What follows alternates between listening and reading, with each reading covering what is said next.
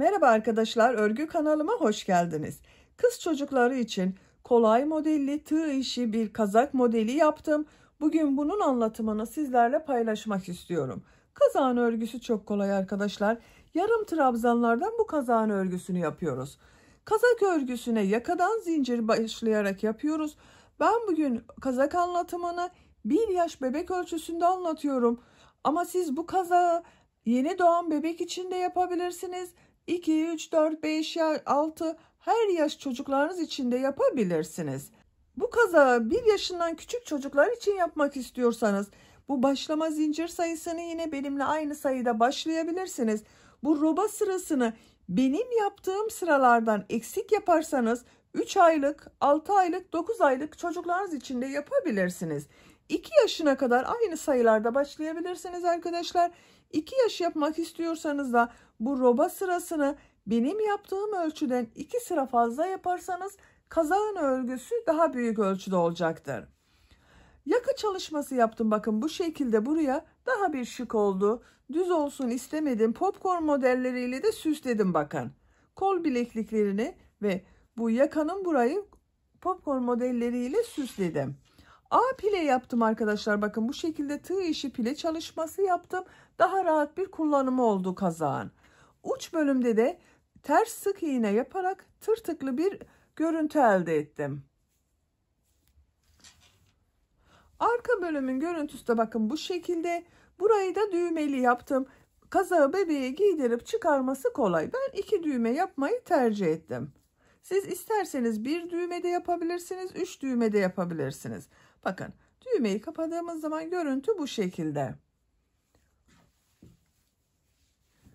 Bileklik bölümlerinde bakın bir düz bir ters örgüler yaptım. Bebeğin bileğini daha sıkı tutacaktır. Ben bugün istek üzerine mavi renkli bir kazak yapmayı tercih ettim arkadaşlar. Ama siz istediğiniz renkleri kullanarak bu kazağın örgüsünü yapabilirsiniz. Kazak örgüsünde iplik olarak mavi renk iplik olarak Nakolux Minnoş Baby markalı ipliği kullandım arkadaşlar. Kullandığım iplik üzerinde 100 gram iplikte 336 metre var. Bu iplikten 1,5 adet yumak kullandım arkadaşlar. 1,5 yumak ipliğe ihtiyacınız var. Daha kalın ipler kullanıyorsanız 1,5 yetmeyecektir. 2-2,5 adet ipliğe ihtiyacınız olacaktır.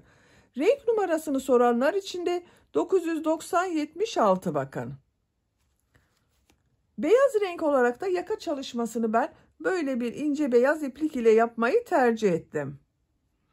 Siz bu yakayı yine mavi renkle yapabilirsiniz veya farklı renklerde kullanabilirsiniz. Tığ olarak da 5 numara 3 milimetre tığ kullandım arkadaşlar. İplik çok kalın değil arkadaşlar ve ince de değil ve yumuşak olsun diye ben 3 milimetre tığ kullanmayı tercih ettim. Bakın yaptığım örgüler çok yumuşak oluyor benim arkadaşlar. Elim sıkı değil. Tığ işi örgülerde elinizi çok sıkı yapmazsanız yaptığınız örgüler hem daha güzel olacaktır hem de yumuşak bir örgü elde edeceksinizdir. Düğmeyi söyledim zaten, bakın 2 tane düğme kullandım buraya. Örgüye başlamadan önce ölçülerini de söyleyeyim, fikriniz olsun arkadaşlar. Kol altının buradan gövde genişliğini ölçüyorum. 26 santimetre. İnç olarak da ölçüyorum. 10 inç. Yüksekliğini ölçüyorum. Kol altından gövde yüksekliğini ölçüyorum. 23 santimetre. İnç olarak ölçüyorum. 9 inç. Omuzdan itibaren tam yüksekliğini ölçüyorum.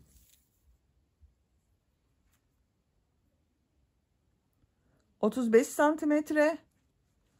Kol yüksekliğini ölçüyorum. Kol altından yüksekliğini ölçüyorum. 20 santimetre. İnç olarak ölçüyorum. 8 inç.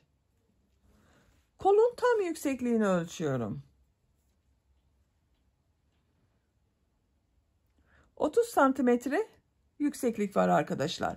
Bu ölçüde 1 yaş bebek için standart ölçüde güzel bir ölçü arkadaşlar.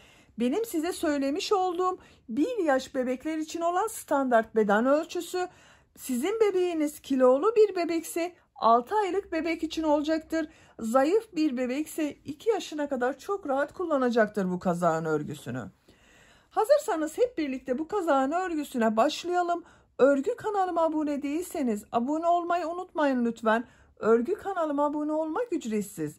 Örgü kanalıma ücretsiz abone olup orada bulunan zil şeklinde dokunarak açık yaparsanız kanalıma video yüklediğim zaman ilk önce size bildirim gelir. Örgülerimden herkesten önce sizin haberiniz olur.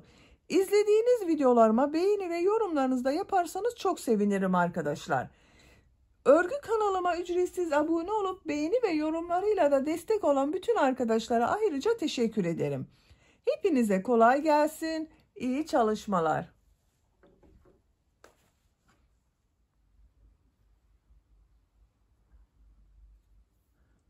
Örgüye yakadan zincir yaparak başlıyoruz. Zincir yapabilmek için ilk ilmeği ben bakın bu şekilde yapıyorum, yavaş gösteriyorum. Size nasıl kolay geliyorsa ilk ilmeği öyle yapabilirsiniz.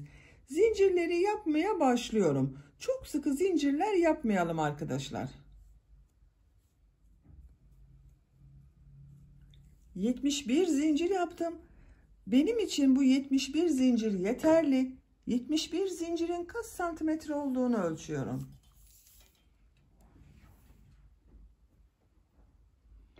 ...30 santimetre zincir uzunluğu var arkadaşlar.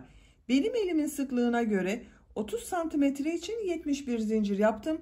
Sizin elinizin sıklığına, kullandığınız tığ numarasına göre bu zincir sayısı daha az da olabilir, daha çok da olabilir.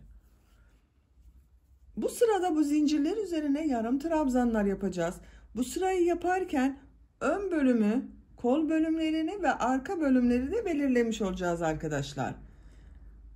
İpliği tığ üzerine alıyorum. Bir ilmek atlıyorum.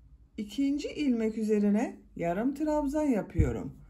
Bu bir ilmek atladığımda bir yarım trabzan.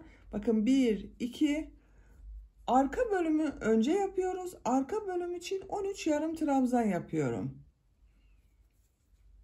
3, 4, 5, 6. Yarım trabzanı bilmeyen arkadaşlar için gösteriyorum arkadaşlar. Bakın şu şekilde tığın üzerine iplik alıyorum. İlmeğe tığ taktım. İlmek aldım. Çektim. Tığ üzerinde 3 ilmek var. İplik alıyorum. 3'ün içinden bir defa da çekiyorum. Bu yarım trabzan oluyor.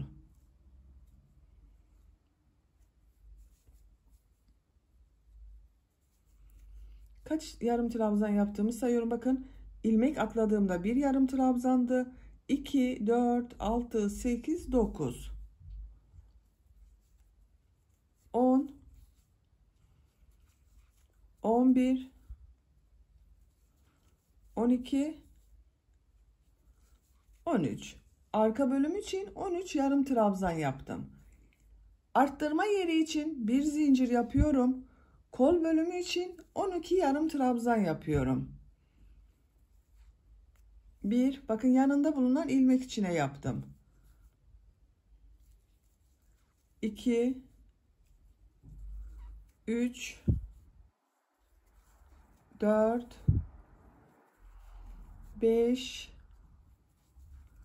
6, 7, 8, 9, 10, 11, 12. Kol bölümü için 12 yarım trabzan yaptım. Bir zincir yapıyorum. Ön bölüm için 20 yarım trabzan yapıyorum. 1, 2, 3,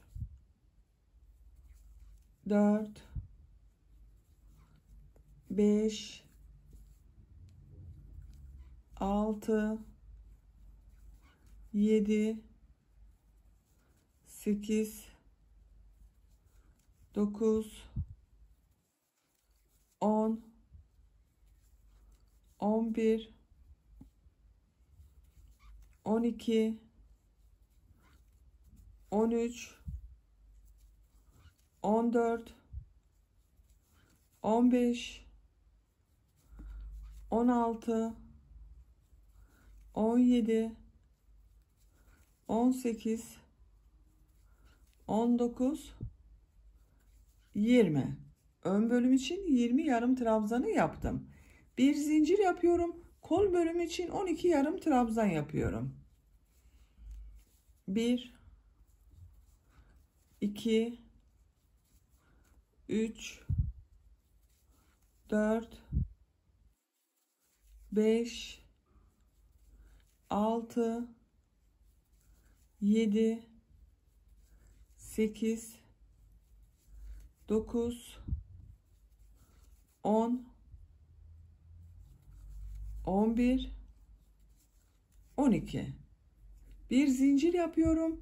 Diğer arka bölüm için 13 yarım trabzan yapıyorum. 1, 2, 3, 4, 5, 6, 7,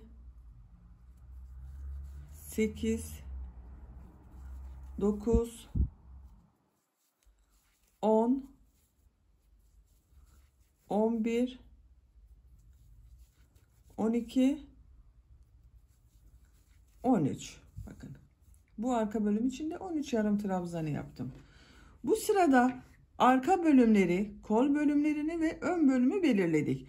Arka bölümler için 13 yarım trabzan yaptım. Kol bölümleri için 12 yarım trabzan, ön bölüm için de 20 yarım trabzan yaptım. Arka bölümü bu şekilde yapacağız. Onun için daha fazla sayıda oldu ön bölümden arkadaşlar. İkinci sıradayız. İkinci sırada yine yarım trabzanlar yapacağız. Bu arttırma yerlerinde arttırma yapacağız. Ve bakın burada da düğme için düğme iliği yapacağız. Bir zincir yapıyorum. Örgüyü çeviriyorum. 2 ilmek üzerine yarım trabzan yapıyorum. Bakın aynı ilmeğe ilk yarım trabzanı yapıyorum. İkinci yarım trabzanı yaptım. 2 zincir yapıyorum. 2 ilmek atlıyorum. Üçüncü ilmek içine yarım trabzan yapıyorum. Bakın düğme iliğini buraya yaptık arkadaşlar. 2 zincir yaptım, 2 ilmek atladım. Diğer ilmekleri yarım trabzan yaparak devam ediyorum.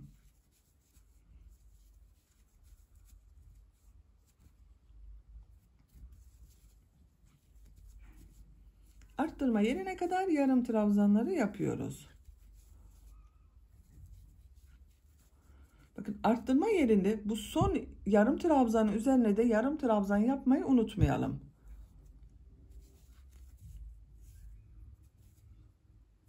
Arttırma yerine bir yarım trabzan, bir zincir, bir yarım trabzan yapıyorum. Bakın bu bir zincirin üzerine bir yarım trabzan, bir zincir, bir yarım trabzan yaptım. Diğer ilmekleri yarım trabzan yaparak devam ediyorum.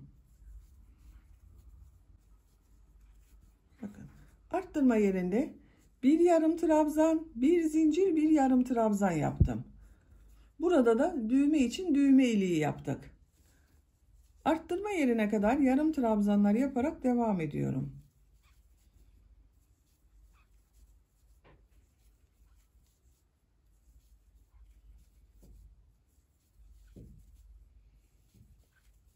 Bakın bu son yarım trabzanın üzerine de yarım trabzan yapıyorum. Bunu unutmayalım. Arttırma yerine bir yarım trabzan, bir zincir, bir yarım trabzan yapıyorum.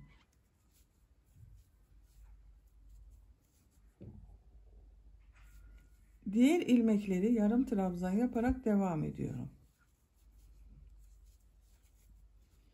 Bu arttırma yerine kadar devam edelim. Arttırma yerine kadar yarım trabzan yaptım.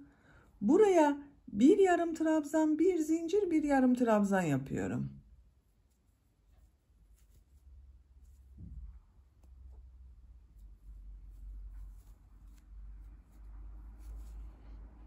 Bir yarım trabzan, bir zincir, bir yarım trabzan yaptım.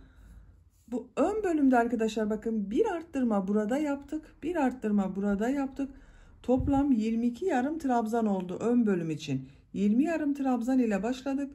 Arttırma yaptık. 22 yarım trabzan oldu bakın burada. Diğer ilmekleri yarım trabzan yaparak devam ediyorum.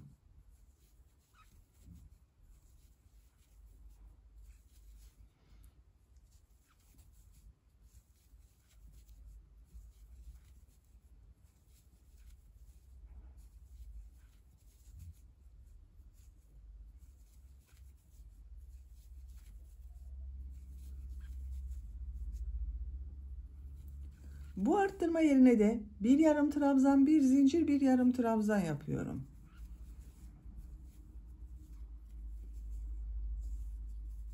Diğer ilmeklerin üzerine yarım trabzan yaparak devam ediyorum. Sıra sonuna kadar devam edelim. Sıra sonuna kadar yarım trabzanı yaptım. Bakın burada bir ilmek atlayarak yaptığım bir yarım trabzan vardı. Zincirin üzerine atlama yaptım. Bu zincir üzerine yarım trabzan yapıyorum. Bu sırada bakın burada arttırma yaptık. 2, 4, 6, 8, 10, 12, 14 yarım trabzan oldu arkadaşlar bakın bu arka bölüm için. 13 yarım trabzan ile başladım. Burada bir arttırma yaptım. 14 yarım trabzan oldu. Bir zincir yapıyorum. Örgüyü çeviriyorum. İlk ilmek üzerine yarım trabzan yapıyorum. Diğer ilmekleri de yarım trabzan yaparak devam ediyorum. Buraya kadar devam edelim. Yarım trabzanlar yaparak arttırma yapacağım yere kadar tamamladım. Buraya bir yarım trabzan, bir zincir, bir yarım trabzan yapıyorum.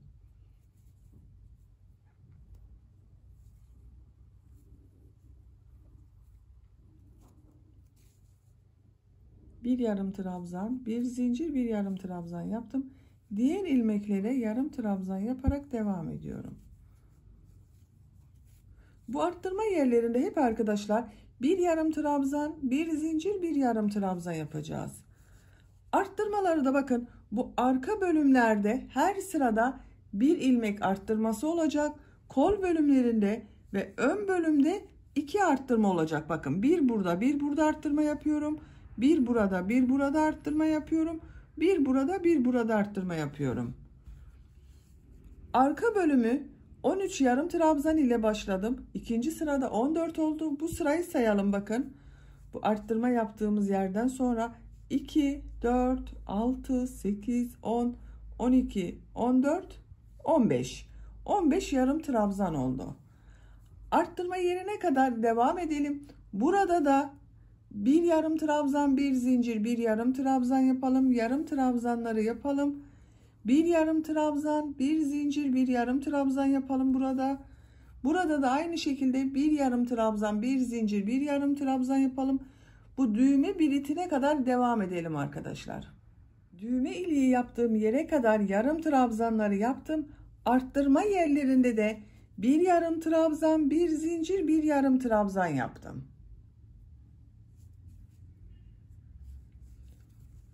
Düğme iliği için buraya 2 zincir yaptım. 2 zincirin üzerine 2 yarım trabzan yapıyorum. 1, 2, yarım trabzanların üzerine yarım trabzanlar yapıyorum. Bakın arkadaşlar, düğme iliğinin yeri daha net oldu. Diğer arka bölümde bakın burada 15 yarım trabzan vardı. Burada kaç yarım trabzan olduğunu sayıyorum. Bakın buraya işareti takayım. 2, 4, 6, 8, 10, 12, 14, 15. 15 yarım trabzan var arkadaşlar. Şöyle şeklini görelim. Bakın. Robanın şekli böyle oldu. Bu 4 yerden arttırmaları yapıyoruz. Bir zincir yapıyorum. Örgüyü çeviriyorum. İlk ilmek üzerine yarım trabzan yapıyorum. Diğer ilmekleri de yarım trabzanlar yaparak devam ediyorum.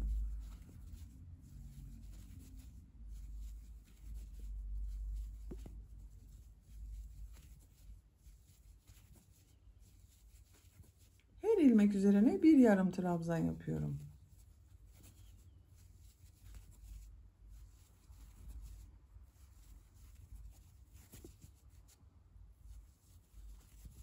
Arttırma için bakın bu bir zincirin üzerine bir yarım trabzan, bir zincir, bir yarım trabzan yapıyorum.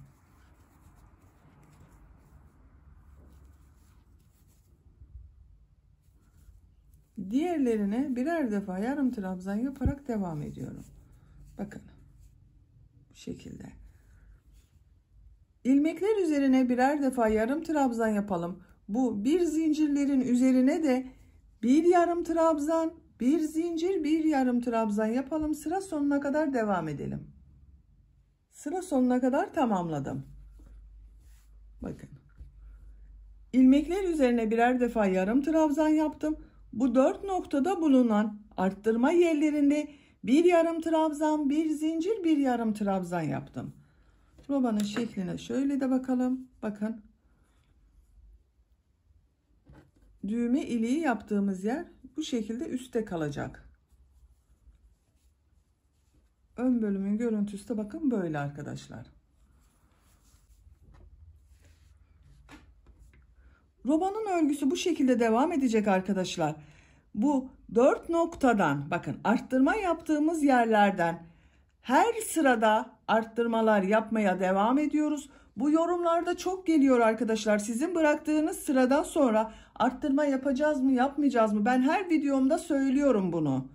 Bu 4 noktadan arttırmaları buraya kadar nasıl yaptıysak, yani bir yarım trabzan, bir zincir, bir yarım trabzan şeklinde her sırada arttırma yaparak robanın örgüsüne devam ediyoruz. Diğer düğme biliti yapacağımız yere kadar bu şekilde arttırmalar yaparak örgüye devam edelim. Robanın örgüsünü düğme iliği yaptım. Bu sıradan sonra bakın 2, 4, 6, 7 sıra olarak yaptım. 8. sırada tekrar düğme iliği yapacağız arkadaşlar. Bir zincir yapıyorum. Örgüyü çeviriyorum. İlk ilmek üzerine yarım trabzan yapıyorum. 2 yarım trabzan yapıyoruz düğme iliğinden önce. 2 yarım trabzanı yaptım. 2 zincir yapıyorum. 2 ilmek atlıyorum. 3. ilmek içine yarım trabzan yapıyorum. Diğer ilmekleri yarım trabzan yaparak devam ediyorum.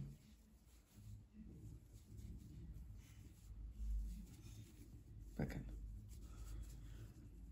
Bu şekilde sıra sonuna kadar devam edelim. Bu arttırma yerlerinde 4 noktadan arttırmalar yapmaya devam ediyoruz. Sıra sonunda bir zincir yapıp geriye dönelim.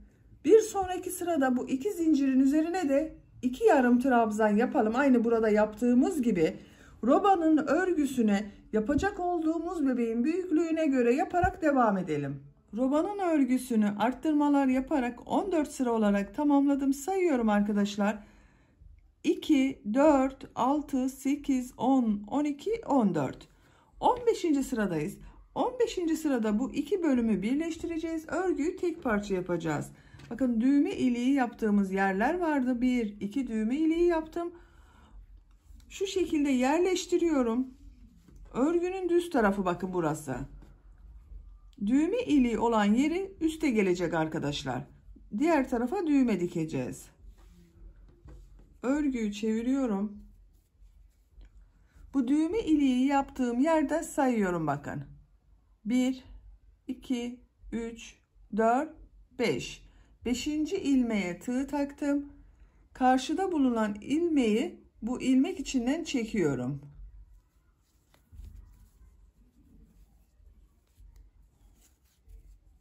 Şu şekilde çektim, birleştirdim bakın. Bir zincir yapıyorum. Aynı ilmeğe yarım trabzan yapıyorum. Bakın karşıda bulunan ilmeğe de yarım trabzan yapıyorum. Birlikte alıyorum. İkinci ilmeğe bakın tığ taktım. Karşıdan da ilmeğe tığ taktım. Yarım trabzan yapıyorum. Birleştiriyoruz iki bölümü.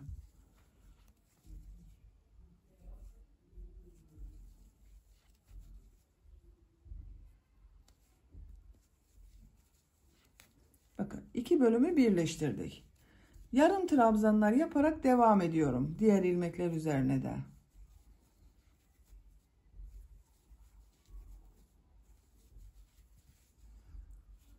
yarım trabzanlar yaparak sıra sonuna kadar devam edelim. Buralarda yine arttırmaları yapıyoruz arkadaşlar. 4 yerde arttırmaları yapıyoruz. Bu birleştirme yaptığımız yere kadar yarım trabzanlar yaparak devam edelim. Sıra sonuna kadar yarım trabzanlar yaparak tamamladım. Son ilmek ile ilk ilmeği ilmek kaydırma yaparak sırayı birleştiriyorum. Bakın arkadaşlar, bu şekilde oldu. Bu arttırma yerlerinde yine bir yarım trabzan, bir zincir, bir yarım trabzan şeklinde yaptım bakın. 4 yerde arttırmalarımızı yaptık. Bu sırada kolları gövdeden ayıracağız. Artık örgüye gövdenin örgüsüyle devam edeceğiz. Bir zincir yapıyorum, örgüyü çeviriyorum. İlk ilmek üzerine yarım trabzan yapıyorum. Diğer ilmekleri de yarım trabzan yaparak devam ediyorum. Kol altı yapacağımız buraya kadar devam edelim. Arttırma yapacağımız yere kadar yarım trabzanları yaptım. Arttırma yerine bir yarım trabzan yapıyorum. Bir zincir yapıyorum. Tığ üzerine iplik alıyorum. Kol bölümünde bulunan bütün ilmekleri atlıyorum. Bu arttırma yerine de bir yarım trabzan yapıyorum. Diğer ilmeklere yarım trabzan yaparak devam ediyorum. Bakın, zincir ile ön ve arka bölümü birleştirdik. Kol altını yaptık arkadaşlar. Diğer arttırma yapacağımız buraya kadar devam edelim. Arttırma yapacağımız yere kadar yarım trabzanları yaptım. Bu arttırma yerine bir yarım trabzan yapıyorum. Bir zincir yapıyorum. Tığ üzerine iplik alıyorum. Kol bölümünde bulunan bütün ilmekleri atlıyorum. Arttırma yerine bir yarım trabzan yapıyorum. Diğer ilmekler üzerine yarım trabzan yaparak devam ediyorum. Bakın, diğer kol altında buraya yaptık. Kol altlarını bakın bu şekilde oluşturduk arkadaşlar. Zincirlerle ön ve arka bölümü birleştirdik. Sıra sonuna kadar devam edelim. Sıra sonuna kadar tamamladım. Son ilmek ile ilk ilmeği ilmek kaydırma yaparak sırayı birleştiriyorum.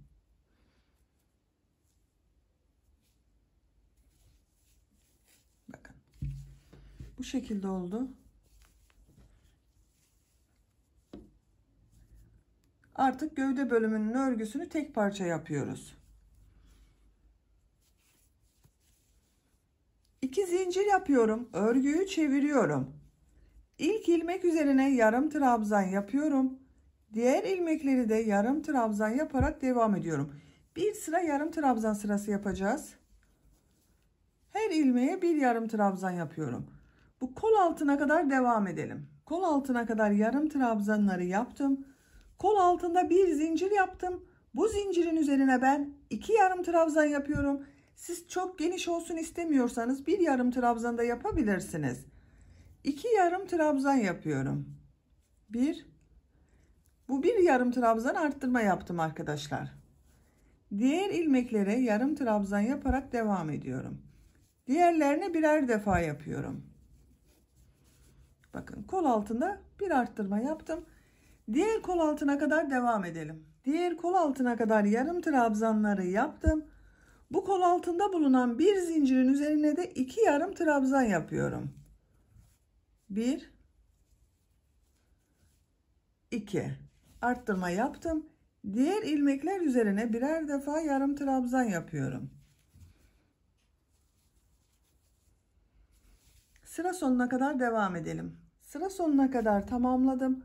Son ilmek ile ilk ilmeği ilmek kaydırma yaparak sırayı birleştiriyorum.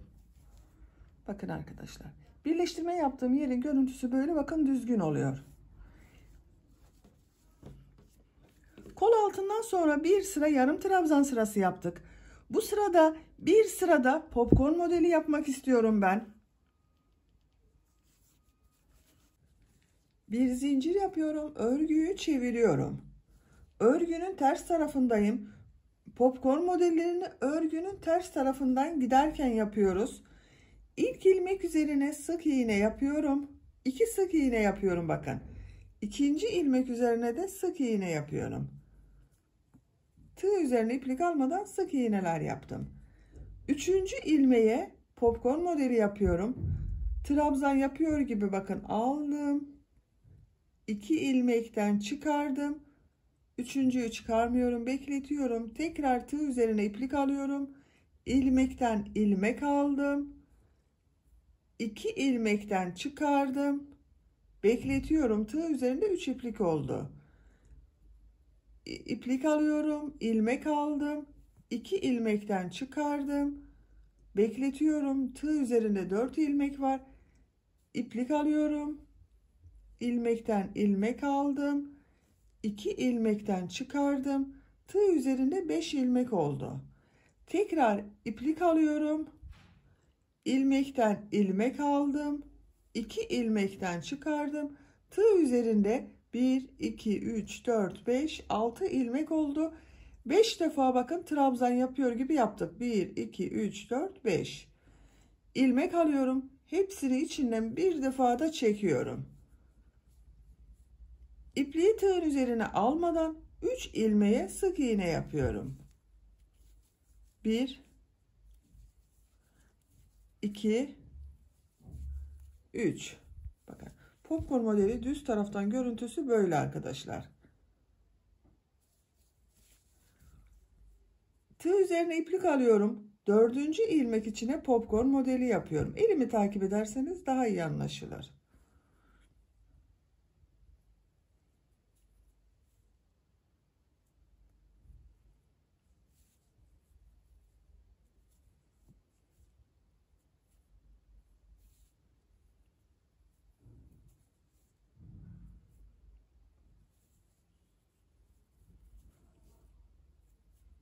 Tığ üzerine 6 ilmek topladık. Hepsinin içinden bir defa da çekiyorum. Takip eden 3 ilmek üzerine sık iğne yapıyorum. 1, 2, 3. Bakın. Dördüncü ilmek üzerine popcorn modeli yapıyorum.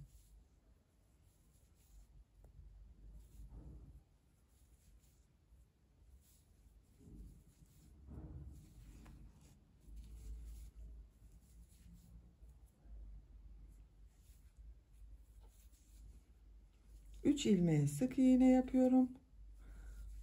Arada 3 ilmek üzerine sık iğne yapıyoruz. Bakın görüntüsü böyle arkadaşlar. Sıra sonuna kadar popcorn modelleri yaparak devam edelim. 2 popcorn modeli arasına 3 sık iğne yapacağız. Popcorn modelleri yaparak sıra sonuna kadar tamamladım. Sıra sonunda bakın 1 2 ilmek kaldı.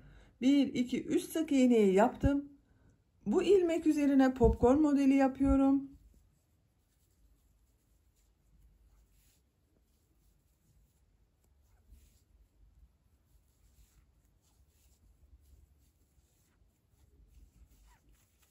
Son ilmeğe sık iğne yapıyorum. Sıra başında 2 sık iğne yaptım. Bu son yaptığım sık iğne ile 3 sık iğne oldu bakın arkadaşlar. İlk ilmek ile ilmek kaydırması yaparak sırayı birleştiriyorum. Bakın bu iki model arasında da 3 sık iğne oldu. Bu sırada popcorn modellerini yaptık. Bir sıraya kaç popcorn modeli yaptığımı sayıyorum. Bakın bu iplikli yerden sonra 2, 4, 6, 8, 10, 12, 14, 16, 18, 20, 22, 24, 26 popcorn modeli var. Görüntüsü böyle. Buradan itibaren yarım trabzan şeklinde devam ediyoruz. 2 zincir yapıyorum. Örgüyü çeviriyorum. Bakın bu ilmek üzerine yarım trabzan yapıyorum. Model üzerinde bulunan ilmek üzerine yarım trabzan yapıyorum. Sık iğneler üzerine yarım trabzan yapıyorum. 3 sık iğne üzerine yarım trabzan yapıyorum. Model üzerinde bulunan ilmeğe de yarım trabzan bakın. Şu şekilde bakın. Görünüyor model üzerindeki ilmek görünüyor. Sık iğne yapıyorum. Model üzerinde bulunan ilmeği atlamayalım arkadaşlar, yoksa eksiltme yaparız, sayılar küçük olur.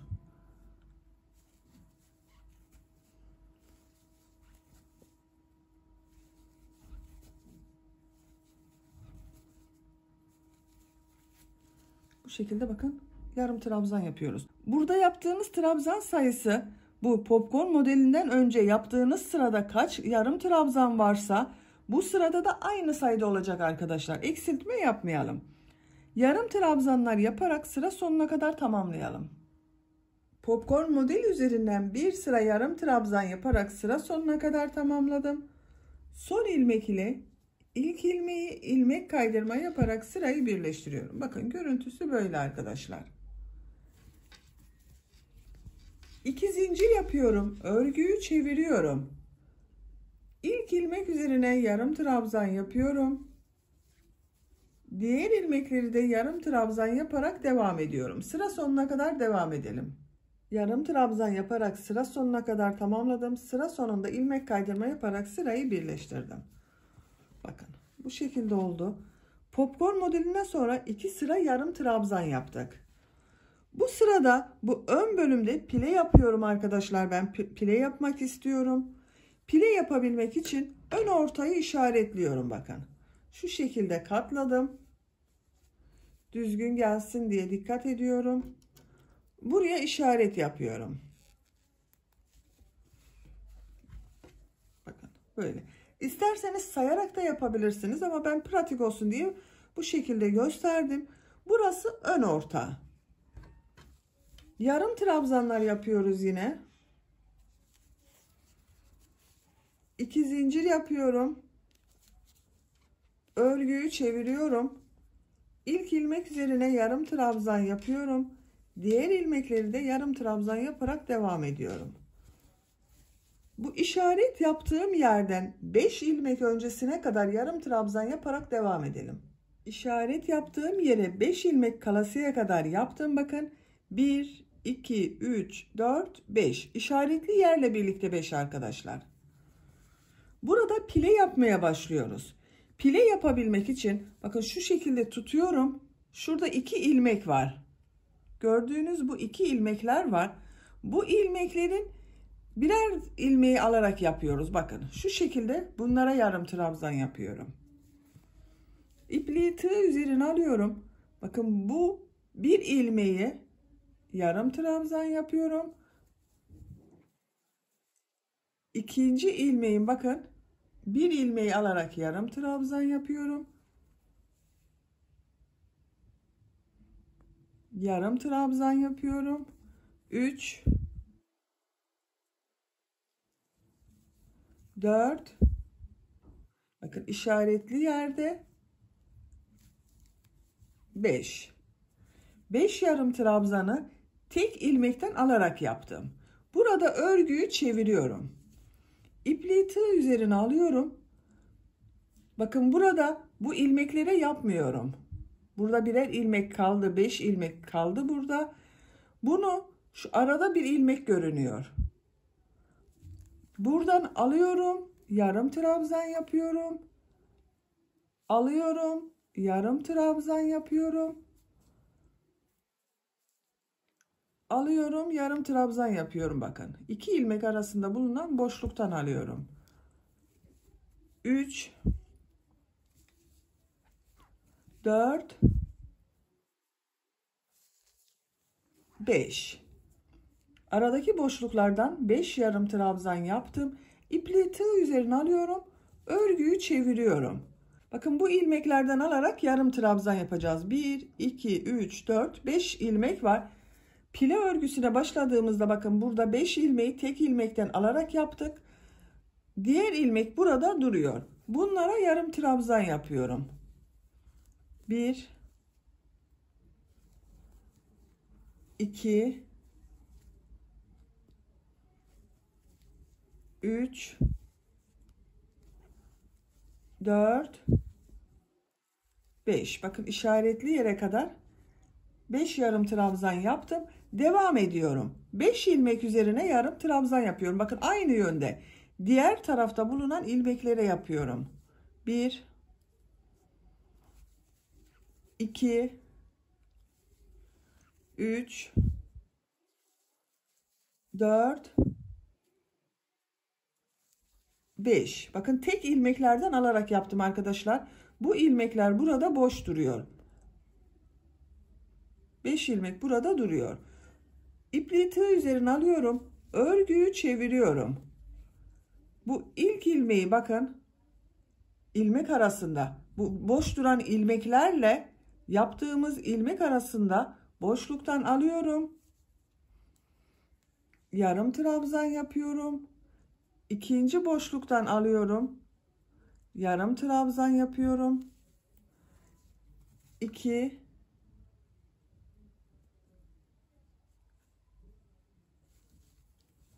3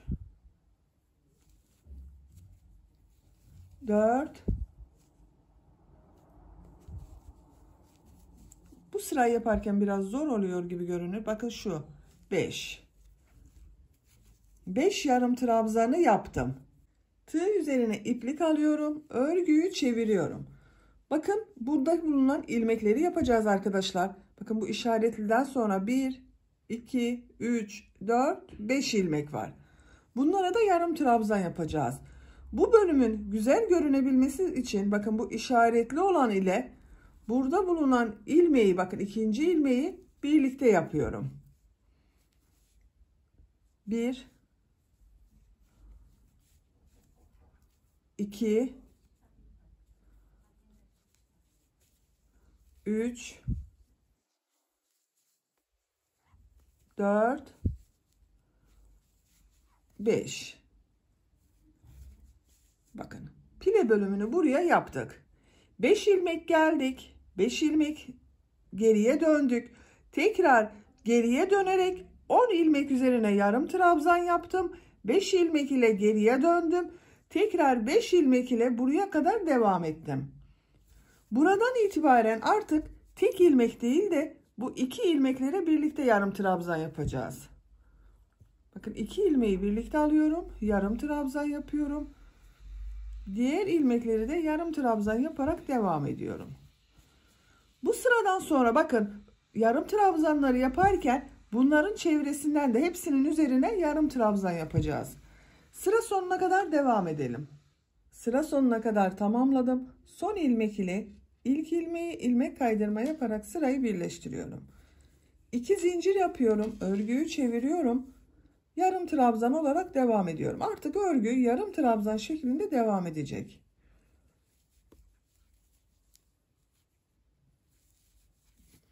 Bu pile örgüsü yaptığımız yere kadar devam edelim. Buranın bir sıra yapılışını sizinle birlikte yapalım. Pile bölümü yaptığım yere kadar bakın yarım trabzanları yaptım. Burada da yarım trabzan yapmaya devam ediyorum bakın.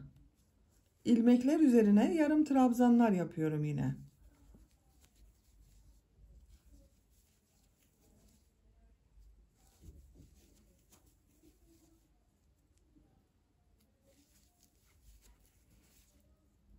Bakın hiç başka bir şey yapmıyorum. Her ilmek üzerine bir yarım trabzan yapıyorum.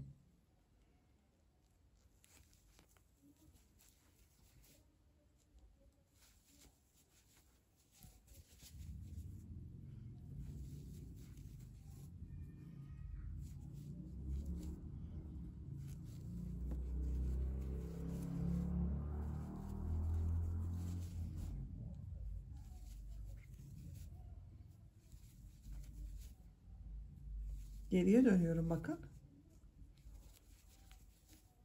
İlmekleri takip ettiğim zaman zaten kendisini gösteriyor.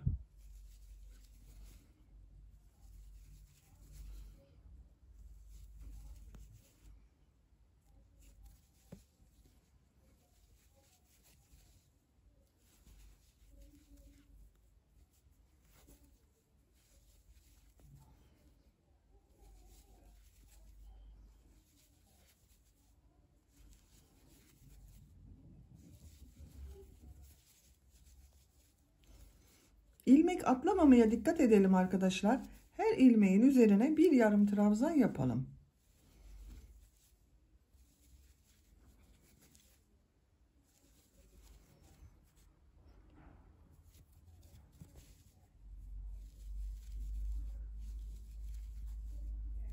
Bakın yarım trabzanlı yapmaya devam ediyorum. Pile bölümünü bitirdik.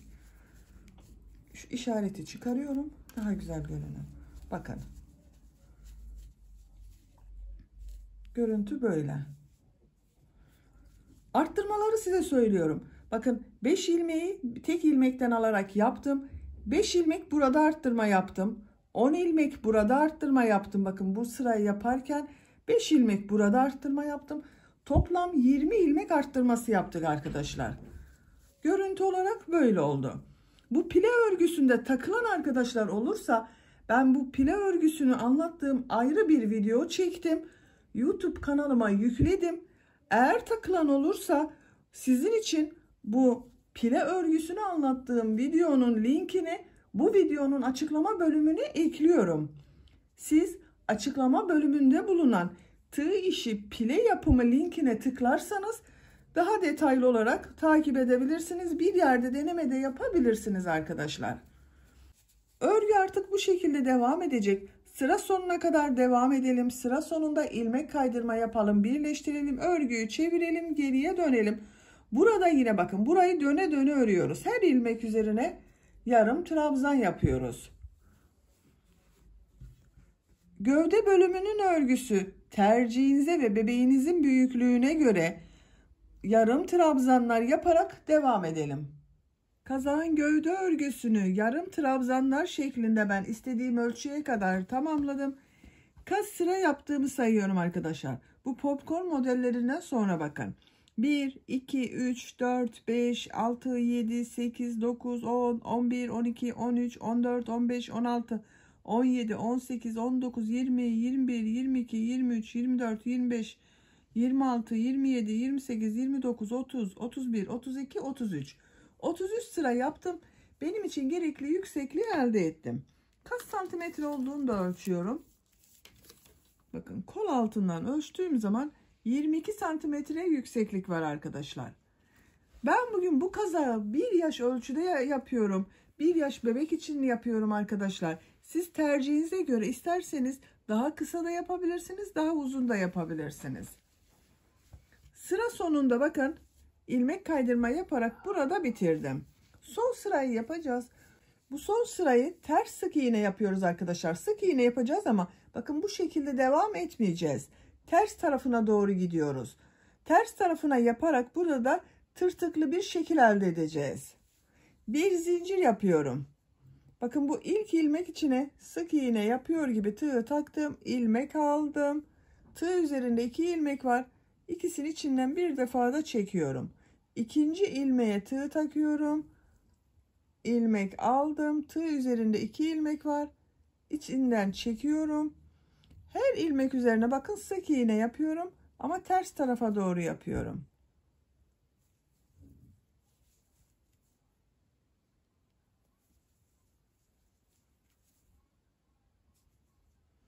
Her ilmeğe yapıyorum arkadaşlar bakın. Tığ takıyorum.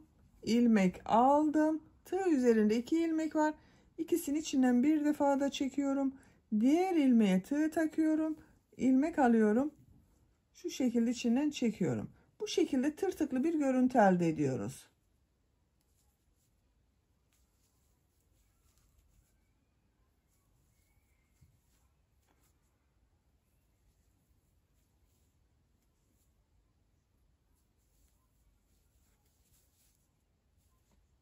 Bakın ters tarafının görüntüsü de böyle. Sıra sonuna kadar devam edelim. Uç noktasında ters sık iğneler yaparak bakın sıra sonuna kadar tamamladım. Son ilmeği ilmek kaydırma yaparak birleştiriyorum arkadaşlar. Bakın tığ ilmekten çıkarıyorum. Bu ilk yaptığım ilmeğe tığ takıyorum. Bu ilmeği içinden çekiyorum. Bakın burada da yine aynı görüntü oldu. İpliği kesiyorum.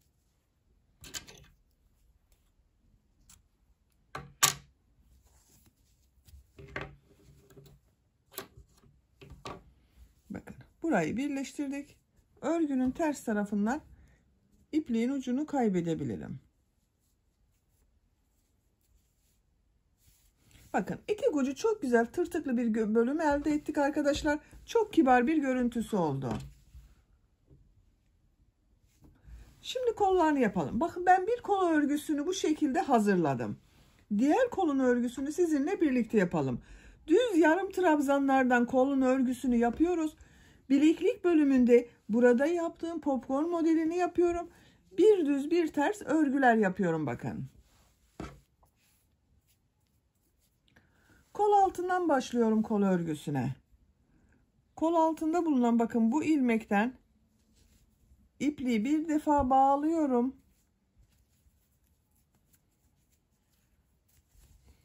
Örgünün nasıl geldiğine bakıyorum. Bakın burası düz tarafta arkadaşlar. Şu şekilde çevirmem gerekiyor. Örgünün ters tarafından yapıyorum. Buradan bir ilmek yapıyorum. İpliği de şu şekilde tutuyorum. İpliği tığ üzerine alıyorum. Bakın bu arttırma yaptığım yer var. Roba bölümünde arttırma yaptığımız bakın. Burasına 2 yarım trabzan yapıyorum kol altında. Dar bir kol olsun istemiyorum. Onun için 2 yarım trabzan yapıyorum.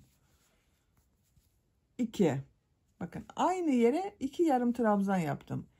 Diğer ilmeklere birer defa yarım trabzan yapıyorum.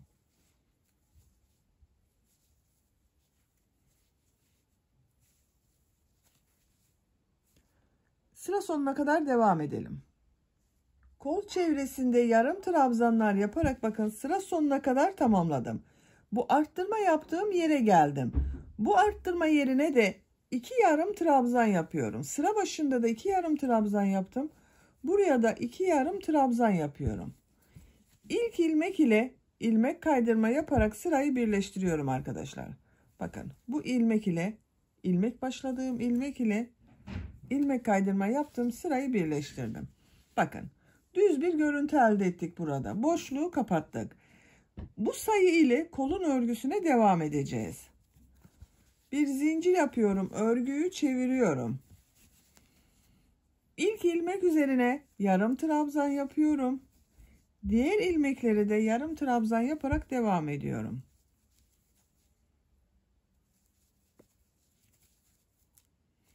Sıra sonuna kadar devam edelim. Kol çevresinde ikinci sırada da yarım trabzanlar yaparak sıra sonuna kadar tamamladım. Son ilmeğe de bakın yarım trabzan yaptım. Bu ilk yaptığım ilmek var bakın. Bu ilk ilmek ile ilmek kaydırma yaparak sırayı birleştiriyorum.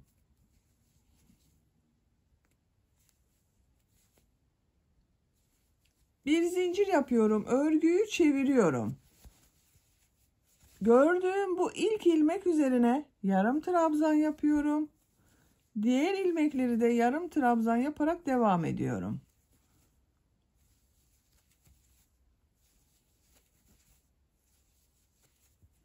Bakın arkadaşlar. Görüntüsü böyle. Kolu yuvarlak yapıyoruz bakın. Dikişsiz kol yapıyoruz. Ama sıra sonunda örgüyü çevirerek örüyorum arkadaşlar. Burada bazı arkadaşlar soracaktır. Niye düz devam etmiyoruz, örgüyü çeviriyoruz diye. Eğer düz devam ederseniz bakın yuvarlak bir şekilde örmeye devam ederseniz bu gövde bölümüyle görüntü farklılığı olur. Burayla farklı olmaması için bakın bu kabarık görüntüleri elde edemezsiniz düz devam ederseniz. Düz bir görüntü oluşur burada ve görüntü de farklı olur. Onun için örgüyü çevirerek örüyoruz. Kolun örgüsü bu sayı ile devam edecek.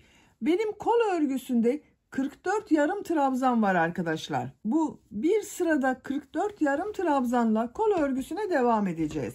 Bakın diğer kolun örgüsünü kaç sıra yaptığımı sayıyorum. Bakın kol bitiminden bakın bu kabarık görüntüden sonra olan sırayı sayıyorum. 2, 4, 6, 8, 10, 12, 14, 16, 18, 20, 22, 24, 26, 27 sıra yaptım. Yarım trabzanlar şeklinde. Daha sonra bu popcorn modelini yaptım. Düz yarım trabzanlar yaparak siz tercihinize göre daha kısa veya daha uzun kolda yapabilirsiniz. Kolun örgüsünü yarım trabzanlar şeklinde devam edelim. Burayı sizinle birlikte yaparız. Kol örgüsünü yarım trabzanlar yaparak ben buraya kadar tamamladım. Kaç sıra yarım trabzan yaptığımı sayıyorum. Bakın kol altının buradan sonra 1, 2, 3, 4, 5, 6, 7, 8, 9, 10, 11, 12, 13, 14, 15, 16, 17, 18, 19, 20, 21, 22, 23, 24, 25, 26, 27. 27 sıra yarım trabzan yaptım. Burada bitirmiyoruz. Kol ucunda bakın bu diğer kolda yaptığım gibi bir sıra popcorn modeli yapacağız. Daha sonra bu bir düz bir ters boşluklardan alarak lastik örgüsü yapacağız. En son sırayı ilmek kaydırma yaparak sırayı bitirdim. Popcorn modellerini örgünün ters tarafından yapıyorum. Bir zincir yapıyorum, örgüyü çeviriyorum. Bakın, kolun iç tarafı bana bakıyor, düz tarafı dış tarafa bakıyor. İlk ilmek üzerine popcorn modeli yapıyorum. 1 2 3 4 5. Hepsinin içinden bir defa da çekiyorum. 3 ilmeğe sık iğne yapıyorum. 1 2 3. Bakın. Burada yaptığımız popcornların aynısını yapıyoruz arkadaşlar. Tığ üzerine iplik alıyorum. 4. ilmeğe popcorn modeli yapıyorum. 1 2 3 4 5 defa topluyorum. Hepsinin içinden bir defa da çekiyorum. 3 ilmeğe sık iğne yapıyorum. 4. ilmeğe tekrar popcorn modeli yapıyorum. Bakın bu şekilde. Sıra sonuna kadar devam edelim. Popcorn modellerini yaparak sıra sonuna kadar tamamladım. Son ilmeklere bakın, sık iğne yaptım. Bu ilmek ile ilk yaptığım bu ilmeği ilmek kaydırma yaparak sırayı birleştiriyorum. Bir zincir yapıyorum, örgüyü çeviriyorum. Bakın arkadaşlar, bir sıra popcorn sırası yaptım. Bir sırada kaç popcorn modeli olduğunu sayıyorum. 1 2 3 4 5 6 7 8 9 10 11 popcorn modeli var bir sıra üzerinde. Şimdi bu bir düz bir ters örgüleri yapacağız bakın. Buraya kadar örgüyü 5 numara 3 milimetre tığ ile ördüm. Bu lastik örgüsü bakın, bir düz bir ters örgü, biraz dar olsun diye 1 numara küçük tığa geçiyorum. 4 numara 2,5 milimetre tığ kullanıyorum. Siz isterseniz aynı tığ ile de devam edebilirsiniz. Ben biraz kol ucu dar olsun istiyorum. İpliği tığ üzerine alıyorum. Bakın, bu ilmek üzerine trabzan yapıyorum. Bir sıra trabzan yapacağız. İkinci sıradan itibaren bir düz bir ters örgüler yapacağız. Bakın, bu ilmeğe trabzan yapıyorum. Model üzerinde bulunan ilmeğe trabzan yapıyorum. Bu ilmeğe trabzan yapıyorum. Eğer siz aynı tığ ile devam ediyorsanız biraz dar olması için bakın, arada bu ilmekleri atlama yapabilirsiniz arkadaşlar. Bunu atlayarak model üzerinde bulunan bu ilmeğe trabzan yapabilirsiniz. Ben tığ numarasını küçük kullandığım için her ilmek üzerine bir trabzan yapıyorum.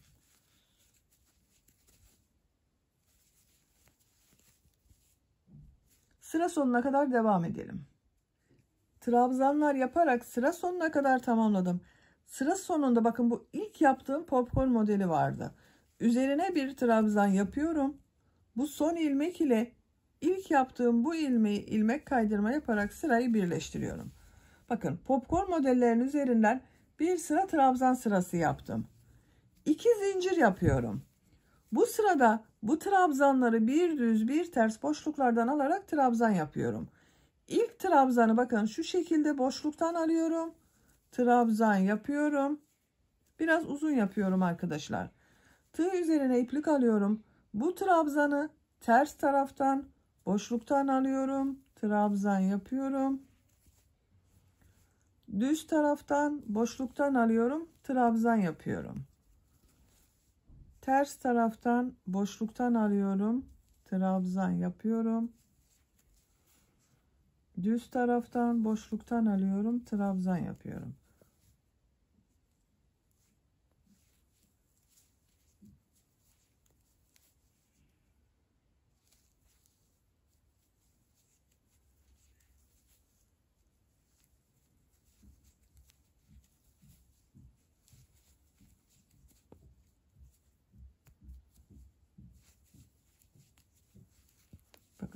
şekilde bir görüntü elde ediyoruz arkadaşlar. Bu trabzanları bir düz bir ters boşluklardan alıp trabzan yaparak sıra sonuna kadar devam edelim. Bir düz bir ters boşluktan alıp trabzan yaparak sıra sonuna kadar tamamladım. Son trabzan, bakın, düz taraftan boşluktan aldım, trabzan yaptım. Bu ilmek ile ilk yaptığım, bakın, bu ilmeği, iki zincirden sonra yaptığım bu ilmeği ilmek kaydırma yaparak birleştiriyorum. Bu ilk yaptığım iki zincirde ters tarafta görünen trabzan oldu, bakın. Sıra başında düz taraftan boşluktan aldım, trabzan yaptım. Sıra sonunda da düz taraftan boşluktan aldım, trabzan yaptım. Görüntüsü böyle oldu. 2 zincir yapıyorum. Bu sırada bu yaptığım trabzanların şeklini nasıl görüyorsam o yönde boşluktan alıyorum. Bakın, düz taraftan görünüyor. Düz taraftan boşluktan alıp trabzan yapıyorum. Ters tarafta görünüyor. Ters taraftan boşluktan alıp trabzan yapıyorum.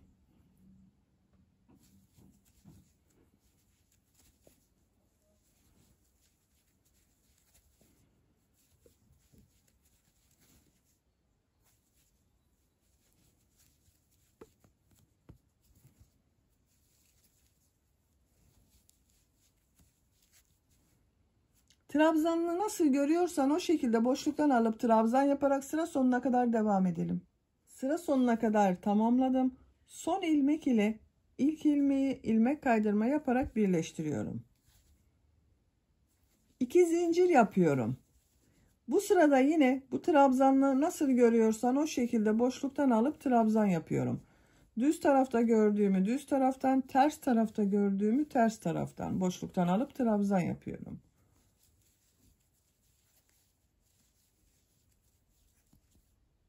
Sıra sonuna kadar devam edelim. Sıra sonuna kadar tamamladım. Son ilmek ile ilk ilmeği ilmek kaydırma yaparak sırayı birleştiriyorum. İpliği ben burada kesiyorum arkadaşlar.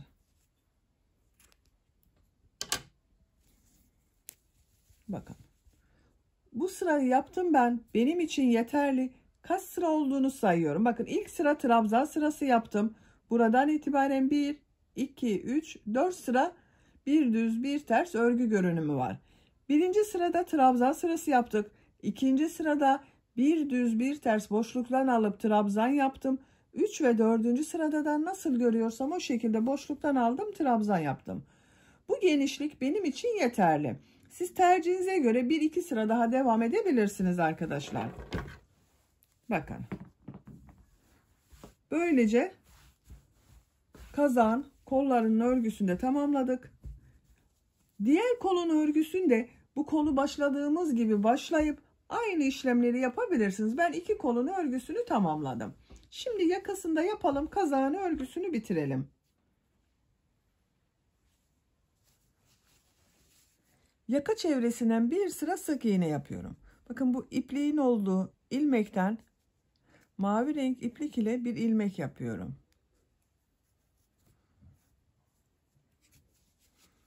Aynı ilmeğe sık iğne yapıyorum. Bir sıra sık iğne yapıyoruz. Her ilmeğe bir sık iğne yapıyorum.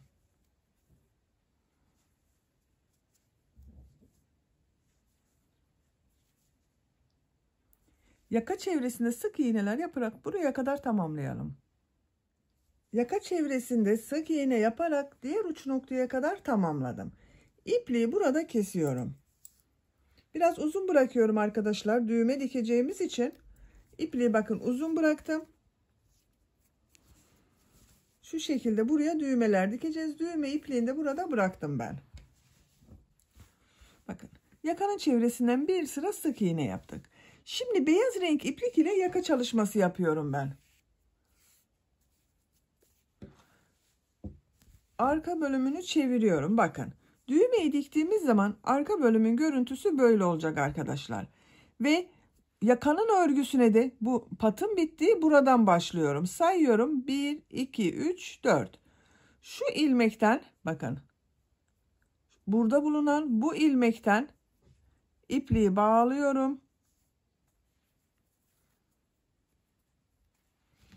Çeviriyorum. Şu şekilde daha kolay yaparım. Buradan bir ilmek çıkarıyorum. Bakın arkadaşlar, sık iğneden önce görünen şu ilmeklere yapacağız.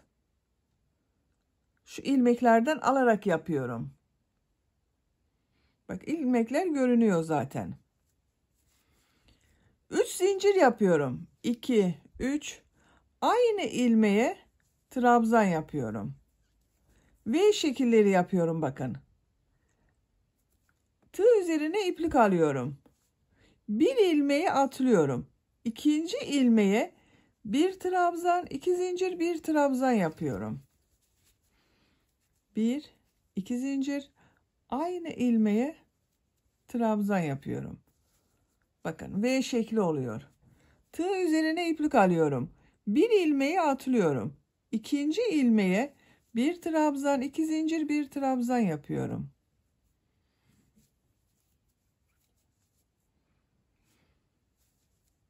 Bir ilmek atlıyorum. İkinci ilmeğe bir trabzan, 2 zincir, bir trabzan yapıyorum.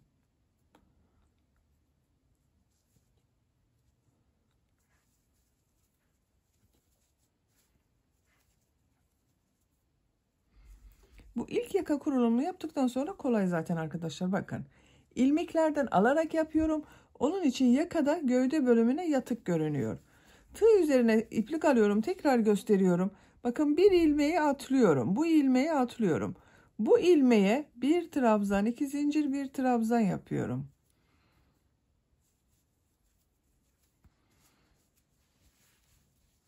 Şöyle görelim. Bakın böyle. Sıra sonuna kadar devam edelim. Sıra sonunda da bakın buraya kadar arkadaşlar. Sonuna kadar yapmıyoruz. Bu düğme iliği yaptığım bu ilmeğe kadar devam edelim. V şekilleri yaparak sıra sonuna kadar tamamladım. Sıra sonuna kadar yapmadım bakın arkadaşlar. Bu düğme iliği yaptığım buraya kadar yaptım. Sıra sonunda 1, 2, 3 ilmeği boş bıraktım bakın. Buradan geriye dönüş yapacağız. Bu sırada V şekillerini bir trabzan, 2 zincir, bir trabzan şeklinde yaptım. Bakın, ön bölümde görüntüleri böyle.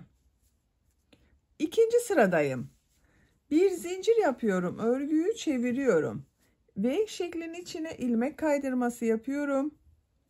4 zincir yapıyorum. 1, 2, 3, 4. Aynı V şeklinin içine trabzan yapıyorum. Bu sırada yine bir trabzan, 2 zincir, bir trabzandan oluşan V şekillerini yapacağız. Tığ üzerine iplik alıyorum. Bakın, bu V şeklinin içine bir trabzan, 2 zincir, bir trabzan yapıyorum. Yakanın örgüsü bu şekilde devam edecek arkadaşlar. Bakın, diğer V şekli içine de bir trabzan, 2 zincir, bir trabzan yapıyorum. Tığ üzerine iplik alıyorum. Bir trabzan, 2 zincir, bir trabzan yapıyorum. Böyle bakın. V şekilleri yapıyoruz. Sıra sonuna kadar devam edelim. İkinci sırada da V şekilleri yaparak sıra sonuna kadar tamamladım. Sıra sonundayım. Bir zincir yapıyorum. Örgüyü çeviriyorum. Bakın, bu V şeklinin içine ilmek kaydırma yapıyorum. 4 zincir yapıyorum. Aynı yere bir trabzan yapıyorum. V şekli yapıyorum. Yine V şekilleri yapıyoruz arkadaşlar. Diğer 2 zincirin üzerine de bir trabzan, 2 zincir, bir trabzan yapıyorum.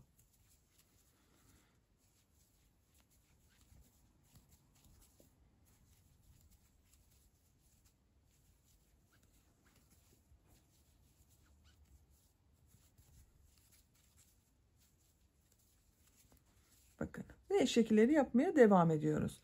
Sıra sonuna kadar devam edelim. Üçüncü sıra V şekillerinde yaparak sıra sonuna kadar tamamladım. Bir zincir yapıyorum. Örgüyü çeviriyorum. Bakın, V şekli içine ilmek kaydırma yapıyorum. Bir sıra daha V şekilleri yapıyorum. 4 zincir yapıyorum. Trabzan yapıyorum. 2 zincirin içine bir trabzan, 2 zincir, bir trabzan yapıyorum. Sıra sonuna kadar devam edelim. Dördüncü sıra V şekillerinde yaparak sıra sonuna kadar tamamladım. Bakın, 1, 2, 3, 4 oldu. Görüntü olarak böyle arkadaşlar. V şekilleri olarak genişlik benim için yeterli böyle. Siz isterseniz bir sıra daha V şekilleri yapabilirsiniz. Sıra sonundayım. Bir zincir yapıyorum. Örgüyü çeviriyorum. Son sırayı yapıyorum arkadaşlar. Bu ilk V şeklinin içine 4 trabzan yapıyorum. 1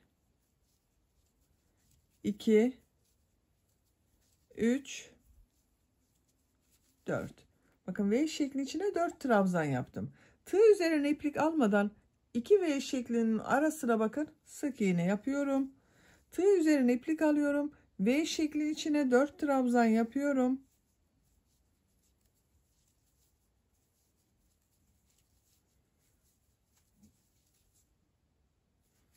Tığ üzerine iplik almadan 2 V şeklinin ortasına sık iğne yapıyorum. Tığ üzerine iplik alıyorum. V şeklinin üzerine 4 trabzan yapıyorum.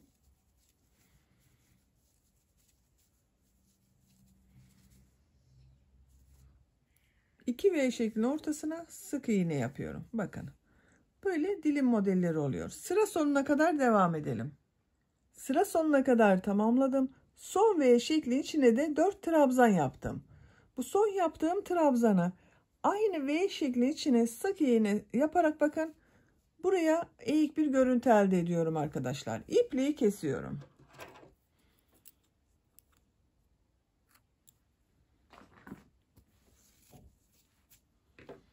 Bakın yakanın görüntüsü böyle oldu. Çok güzel oldu gördüğünüz gibi. Arka görüntüsü de böyle. Ben düğmelerini de diktim arkadaşlar. Bu düğme iliği yaptığım yerlerin tam karşılarına gelen yere düğmelerini diktim. Bakın. Arka görüntüsü böyle görünüyor. Ön görüntüsü de bu şekilde. Böylece kazağın örgüsünü de tamamen bitirmiş oldum. Bakın buranın görüntüsü böyle. Kolları da böyle oldu. Çok güzel oldu arkadaşlar. Gördüğünüz gibi çok güzel ve şık bir kazak yaptık. Yakası da güzel oldu bence. Bitmiş olarak size ölçülerini söylüyorum. Kol altının buradan gövde genişliğini ölçüyorum. 26 santimetre. İnç olarak da ölçüyorum arkadaşlar. 10 inç. Yüksekliğini ölçüyorum. Kol altının gövde yüksekliğini ölçüyorum. 23 santimetre. İnç olarak ölçüyorum. 9 inç. Omuzdan itibaren tam yüksekliğini ölçüyorum.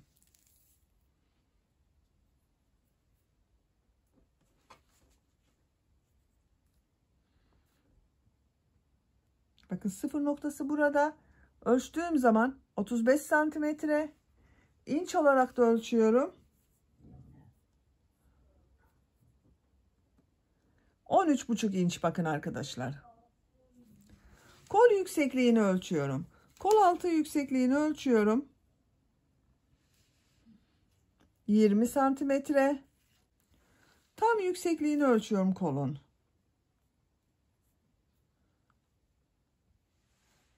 30 santimetre. Bu ölçüde 1 yaş bebek için güzel bir ölçü oldu arkadaşlar. Bakın çok güzel ve kolay bir kazak yaptık. Hem de çok şık arkadaşlar. Böylece bir örgü anlatımının daha sonuna gelmiş olduk arkadaşlar. Beni dinlediğiniz ve izlediğiniz için hepinize çok teşekkür ederim. Örgü kanalıma abone değilseniz abone olmayı unutmayın lütfen. Örgü kanalıma abone olmak ücretsiz. Örgü kanalıma ücretsiz abone olup orada bulunan zil şeklinde dokunarak açık yaparsanız kanalıma video yüklediğim zaman ilk önce size bildirim gelir. Örgülerimden herkesten önce sizin haberiniz olur. İzlediğiniz videolarıma beğeni ve yorumlarınızı da yaparsanız çok sevinirim arkadaşlar. Sizlerle yeni örgülerde görüşmek dileğiyle. Hoşça kalın, sevgiyle kalın.